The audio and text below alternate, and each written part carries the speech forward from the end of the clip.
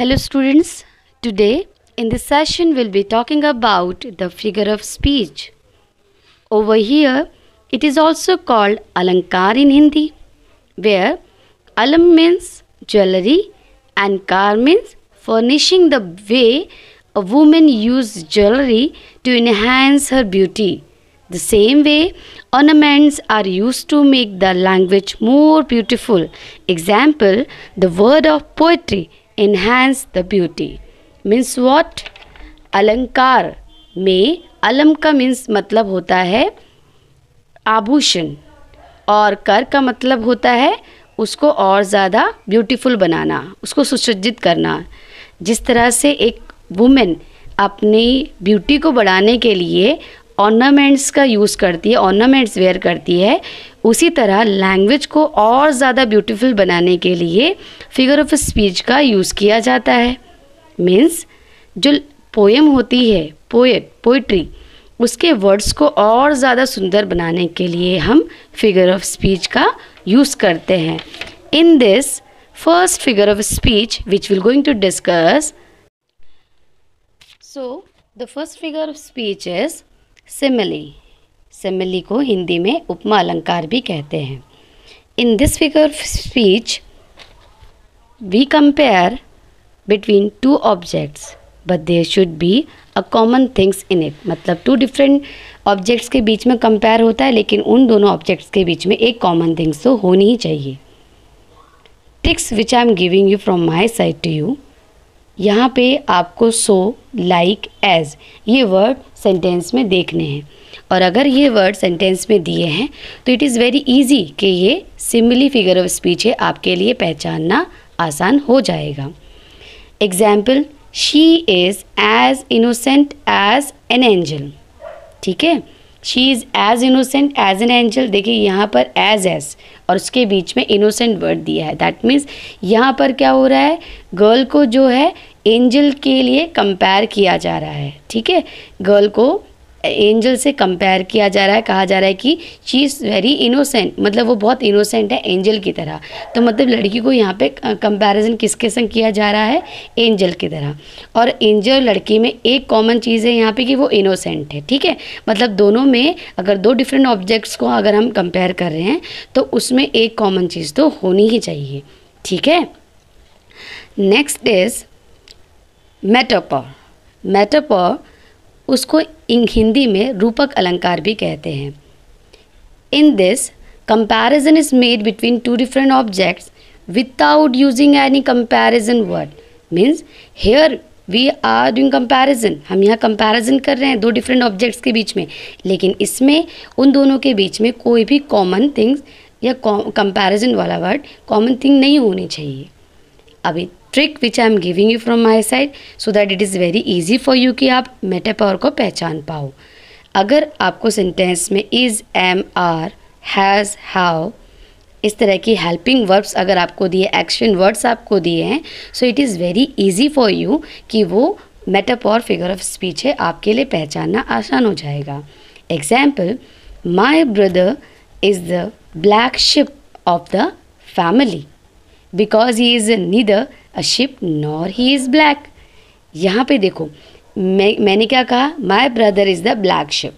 मैं अपने ब्रदर को क्या कह रही हूँ, ब्लैक शिप है ऑफ द फैमिली का, लेकिन वो ना ही ब्लैक शिप है, ना ही वो शिप है और ना ही वो ब्लैक है.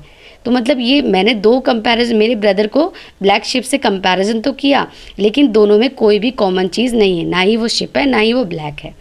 समझ में आ रहा है. और यहाँ पे देखो इज़ जो है, यहाँ पर एक्शन वर्ड या हेल्पिंग वर्ब दिया है ना, तो that means it is very easy for you identify करना कि ये मेटाफर फिगर ऑफ स्पीच है.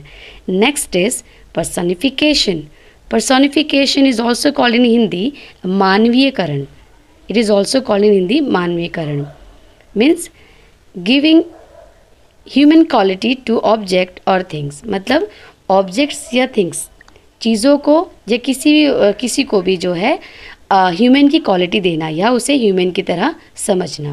Trick which I am going to give you from my side, makes non human things seen human. मतलब जो नॉन ह्यूमन थिंग्स है उसको हम as a human की तरह यहाँ ट्रीट करें।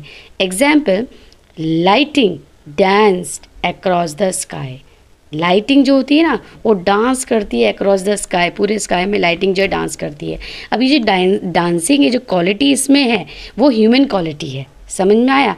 लाइटिंग में जो ये क्वालिटी शो की है कौन सी, ह्यूमन क्वालिटी है। मतलब नॉन लिविंग थिंग्स में अगर हम ह्यूमन क्वालिटी शो कर रहे हैं तो वो क्या है, पर्सोनिफिकेशन है। In Hindi we use to call it मानवीकरण। ओके, एंड मोस्ट प्रॉबली यहाँ पर सबसे ज़्यादा इम्पॉर्टेंट क्या है कि इस तरह के सेंटेंस में मोस्टली सब्जेक्ट जो है उसको एज अ ज़्यादातर हम लिविंग्स बींग्स अगर ट्रीट करते हैं हमारे सेंटेंस में। जब भी सब्जेक्ट होता है तो सब्जेक्ट को हम एज अ लिविंग बींग करके ट्रीट करते हैं। लेकिन अगर पर्सोनिफिकेशन की बात करूँ तो जैसे फॉर एग्जांपल लाइटिंग, ये सब्जेक्ट के प्लेस में आया है, सब्जेक्ट की जगह पे यहाँ पर क्या है, लाइटिंग है। दैट मीन इसको हम नॉन लिविंग बींग है ये, और इसको हम एज अ ह्यूमन की तरह ट्रीट कर रहे हैं और उसको डांसिंग क्वालिटी देकर। समझ में आया। Next is oxymoron. Oxymoron in Hindi also called virodhabas. Here two opposite qualities are added to the something.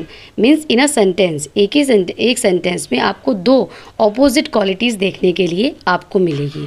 Tricks यहाँ पर यही है कि एक सेंटेंस में आपको दो ऑपोजिट वर्ड देखने के लिए मिलेंगे। Example, there is a real love hate relationship developing between two of them. अब देखिए इस सेंटेंस में लव और हेट ये दो ऑपोजिट वर्ड्स हैं। That means it is very easy for you कि पहचानना ये कौन सी फिगर ऑफ स्पीच है, oxymoron. Next figure of speech is apostrophe. It is very easy पहचानना apostrophe figure of speech because apostrophe figure of speech में आपको apostrophe sign देखने के लिए मिलेगा। Example, how sweet you smell and how bright you look, apostrophe sign. So it is very easy. Next is alliteration. Alliteration is also called in Hindi anuprayas. In this, having the same consonant sound in the sentence, even letter also repeated. Example, Peter Peeper picked a peck of pickled pepper. Here you can see P P P P. This letter is repeating. यहाँ पर ये letter जो है बार बार repeat हो रहा है। That means ये कौन सी फिगर ऑफ स्पीच है, alliteration figure of speech. Next is hyperbole. Hyperbole figure of speech. In this यहाँ पे क्या होता है, सेंटेंस यहाँ पे इट गिव्स एग्जाजरेट स्टेटमेंट, मतलब यहाँ पर बड़ा चढ़ा के स्टेटमेंट बोला जाता है। एग्जाम्पल, आई डाइड लाफिंग, मैं हंसते हंसते मेरी डेथ हो गई। अब हंसते हंसते किसी की डेथ होती है क्या, नहीं। Next example you can see, I was so hungry I could eat a horse, मैं इतना ज़्यादा भूखा या भूखी हूँ कि मैं हॉर्स को भी खा लूँगी, पर ऐसा जनरली नहीं होता है। सो आई होप यू अंडरस्टूड।